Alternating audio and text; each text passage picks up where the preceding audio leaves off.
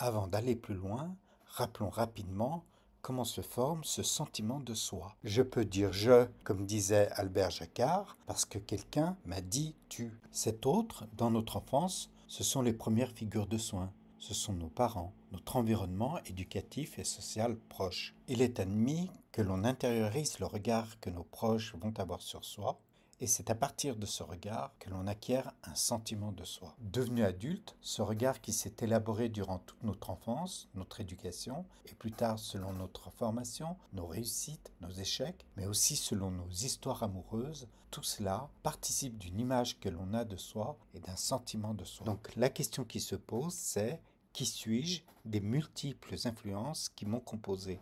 Et là, il est peut-être intéressant de souligner que certains participants se demandent mais pourquoi chercher à se connaître? N'est-ce pas s'accorder trop d'importance, se complaire dans une sorte de narcissisme à quelque chose qui peine à grandir? D'ailleurs, peut-on vraiment savoir ce que l'on est? Or, il apparaît que des multiples influences qui nous composent, nous avons fait des choix et nous continuons à en faire. Tandis que pour d'autres, ce retour sur soi est un besoin pour tenter de discerner, parmi les multiples influences qui nous composent, et parmi celles aussi qui viennent de la société, ce qui va être notre choix. Pour les premiers, pour ceux qui semblent résister, ne pas comprendre, ne pas avoir les moyens d'accès à ce sentiment de soi, ils se laissent guider, ou se laisseraient guider, on met cela au conditionnel, par d'autres référents, tous situés à l'extérieur de soi. Ce sont des intérêts, mais aussi des valeurs, des conseils, ce sont des rapports d'opportunité qui sont fonction de l'éventail des possibilités existantes. Pour les seconds, pour ceux qui ont besoin d'une intériorité, de se recentrer, ce choix fait à partir d'un sentiment de soi qu'on essaie de situer plus précisément, va prédéfinir, va orienter un devenir soi. Dans l'un et l'autre cas, peut-être convient-il de le préciser, on peut être pris par certains pièges et tourner en rond.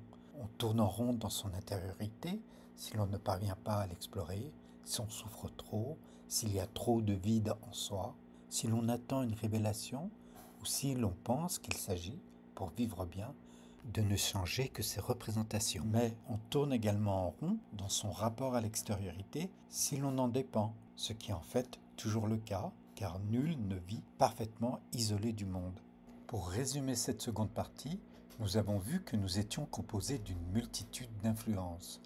On se compose autant par une intériorité que par une extériorité, même si, durant toute notre enfance, notre environnement éducatif et social joue un rôle déterminant dans ce qui va se définir comme le sentiment de soi. Ensuite, nous avons vu avec les participants autour de cette table que certains étaient plus enclins à se recentrer vers une intériorité, tandis que d'autres semblaient préférer se définir par rapport à une extériorité. De fait, ce que l'on est n'est probablement pas ce qui nous fait, c'est-à-dire l'environnement de notre enfance ou celui qui est à l'extérieur de soi.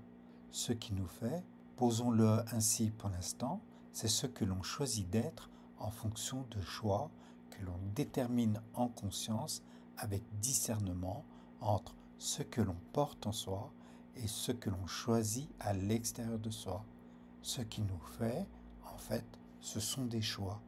La question qui se pose, c'est à partir de quoi je me détermine en conscience, pour un peu que j'estime avoir le choix, que j'estime savoir me donner le choix, et que j'aspire à ne pas me laisser déterminer ni par mon passé, ni par les pressions sociales du moment. C'est ce que l'on peut appeler une pratique de la liberté. Voyons cela dans la vidéo suivante.